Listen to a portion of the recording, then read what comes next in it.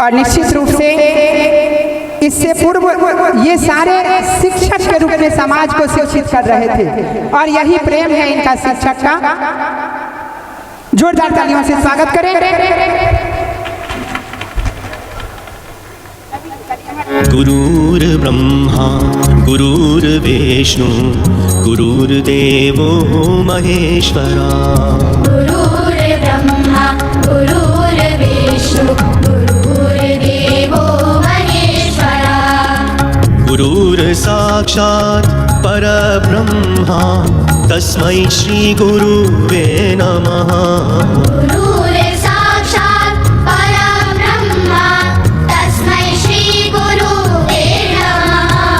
गुरुर्ब्रह्मा गुरुर्विष्णु गुरुर्देवो महेश्वरा। गुरुर्ब्रह्मा गुरुर्विष्णु गुरुर्देवो महेश्वरा। गुरुर्साक्षात् परब्रह्मा तस्मै श्री गुरुवे नमः।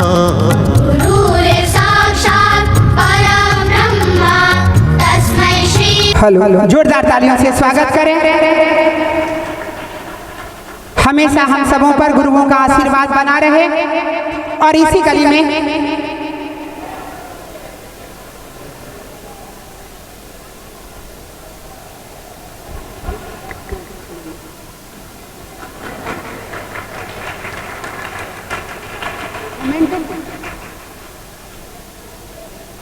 जोरदार तालियों से स्वागत करें।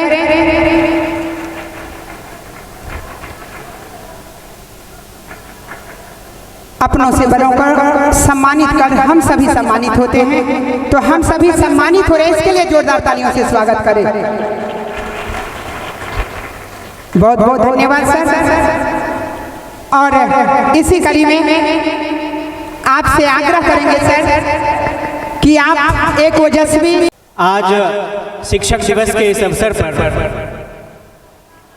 बिरौल, जो कि मेरी पदस्थापन की प्रथम कर्मभूमि रही है, बहुत ही अल्प समय में दोबारा यहाँ पर वापस आना हुआ है।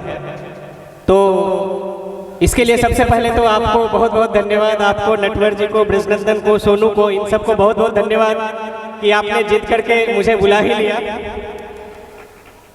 कहते हैं ना कि कृष्ण भी जब महाभारत में युद्ध के मैदान में अर्जुन के साथ थे, तो जब जब अर्जुन को दुविधा होती थी, जब जब उसको परेशानी होती थी, तो वो अर्जुन से सवाल करते थे, हे केशव, हे माधव, हे नटवर, अब मुझे आप ही राह दिखाइए कि किस ओर जाए। तो आप दोनों केशव और नटवर बिरौल के इस समाज को, मिथिलांचल के इस भूमि को दिशा दिखाने का काम कर रहे हैं, दशा दिखाने का काम कर रहे हैं, जिसकी साक्षी, जिसका गवाह इस सभागार में बैठे हुए तमाम बच्चे, उनके अभिभावक हैं।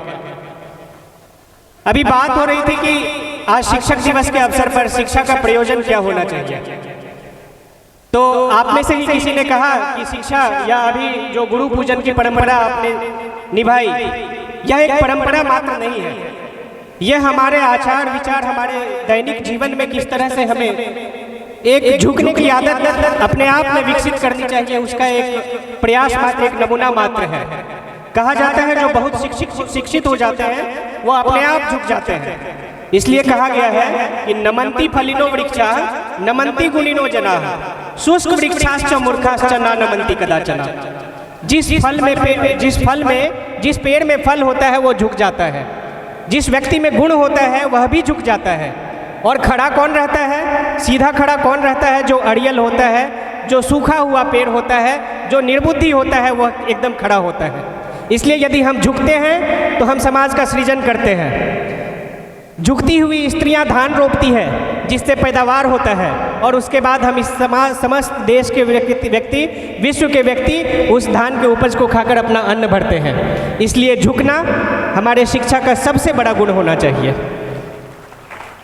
झुकने में कोई अभिमान नहीं होना चाहिए, कोई अहंकार नहीं होना चाहिए कि हम किसी के सामने क्यों झुक रहे हैं।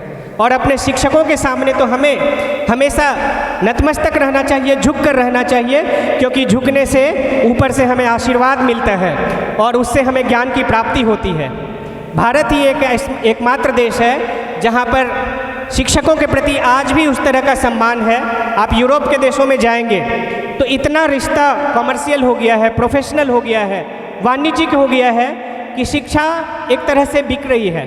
शिक्षा लोग खरीदने के लिए जाते हैं। लेकिन इस सभागार में आज आपने यदि सांस्कृतिक प्रस्तुति दी है, आप यदि इस सभागार में आज सहभागिता कर रहे हैं, प्रतिभागिता कर रहे हैं, तो इसका यह मतलब नहीं है कि आपने गुरुकुल क्लासेस में फीस देकर बस पढ़ने के लिए जो है सो एडमिशन लिया है। कहीं ना कहीं आपका भावनात्मक जुड़ाव है। इस वजह से आप इस संस्थान के, चाहे यहाँ पे मैं देख रहा हूँ श्री कृष्णा के भी जो है सो बैठे हुए हैं लोग, तो आप सब लोग कहीं ना कहीं भावनात्मक रूप से, शैक्षणिक रूप से इनसे जुड़े हुए हैं। आप इनके हर कार्य में, कार्यकलाप में इसलिए शामिल होते हैं क्योंकि आप शिक्षा के सही लाभार्थी हैं।